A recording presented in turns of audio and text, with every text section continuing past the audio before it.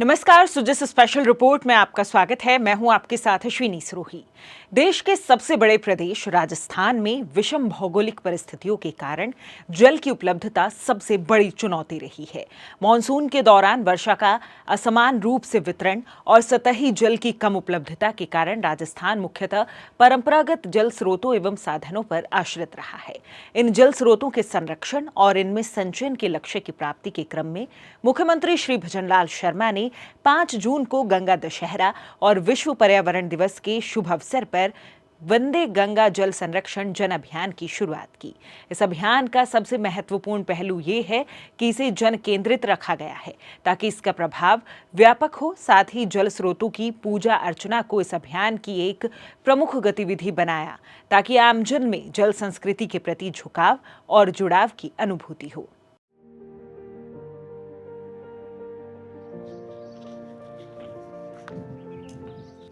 दादी दादी, ये क्या है? ये बावड़ी है बेटा। ये बावड़ी क्या होती है? बावड़ी? चल, आज मैं तुझे बावड़ी के बारे में ही बताती हूँ। ये जल का बहुत बड़ा भंडार हुआ करता था।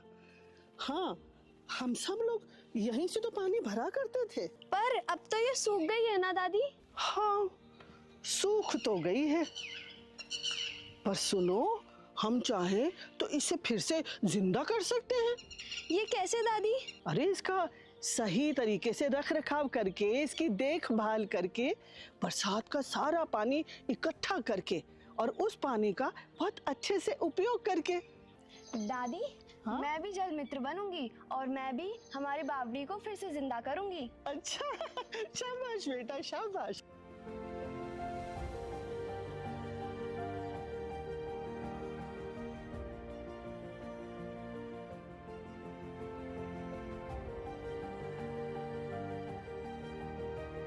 आइए हम सब अपने आसपास के जल स्रोत, नदियों, जलधाराओं, तालाबों की पूजा अर्चना करें। साथ ही बावड़ियों, तालाबों, कुओं, बांधों, नदियों आदि के संरक्षण एवं सफाई इत्यादि में बढ़ चढ़ कर योगदान दें ताकि बारिश का जल व्यर्थ बहकर नहीं जाए। वंदे गंगा जल संरक्षण जन अभियान ने जल संरक्षण एवं संचयन के क्षेत्र में नए कीर्तिमान स्थापित किए हैं। अपार जन सहयोग के साथ संचालित इस अभियान से प्रदेश भर में जल स्रोतों की दिशा और दशा में अभूतपूर्व सुधार आया है।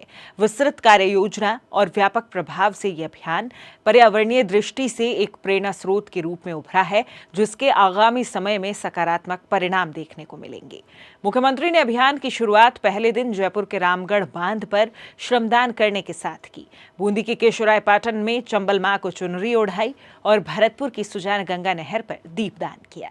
इस दिन मंत्री परिषद के सदस्यों ने भी प्रदेश भर में अभियान के अंतर्गत जल संरक्षण संबंधित विभिन्न गतिविधियों में शिरकत की। मुख्यमंत्री की प्रेरणा से यह अभियान आंदोलन में परिवर्तित हुआ। लाखों लोग अपने घर से निकले और जल संरक्षण कार्यों में बढ़ चढ़कर हिस्सा लिया। 20 जून तक के आंकड़ों के अनुसार अभियान के अंतर्गत 3,70,000 से अधिक कार्यक्रम आयोजित किए गए, जिसमें 1,32,00,000 महिलाओं सहित लगभग 2,53,00,000 नागरिकों ने भाग लिया। 42,200 से अधिक जल स्रोतों के साथ ही लगभग 73,900 से अधिक कार्यालयों, अस्पतालों और विद्यालयों की साफ सफाई भी की गई। अभियान के दौरान जल संचयन एवं जल स्रोतों को सहेजने का संदेश जन जन तक पहुंचाने एवं जन जागरूकता के लिए 13,600 ग्राम सभाएं, 6,800 प्रभात फेरियां, 9,800 कलश यात्राएं, 6,000 विभिन्न प्रकार की चौपालें आयोजित की गई। इस दौरान CSR एवं दानदाताओं के सहयोग से कर्मभूमि से मातृभूमि अभियान में 3,200 रिचार्ज शाफ्ट का निर्माण भी करवाया गया। इस अभियान के अंतर्गत जल संरक्षण और संचयन की दिशा में एक विशेष कार्य योजना के तहत कार्य किए गए। इन कार्यों का भविष्य में सकारात्मक प्रभाव देखने को मिलेगा और प्रदेश की भूजल स्तर में भी बढ़ोतरी होना अपेक्षित है। राज्य सरकार प्रदेश की गांव ढाणी से कस्बों तक जल आपूर्ति सुनिश्चित करने के लिए पूरी प्रतिबद्धता के साथ कार्य कर रही है। आमजन को पर्याप्त जल आपूर्ति राज्य सरकार की सर्वोच्च प्राथमिकता है।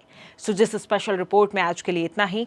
फिर होगी आपसे मुलाकात, तब तक के लिए नमस्कार।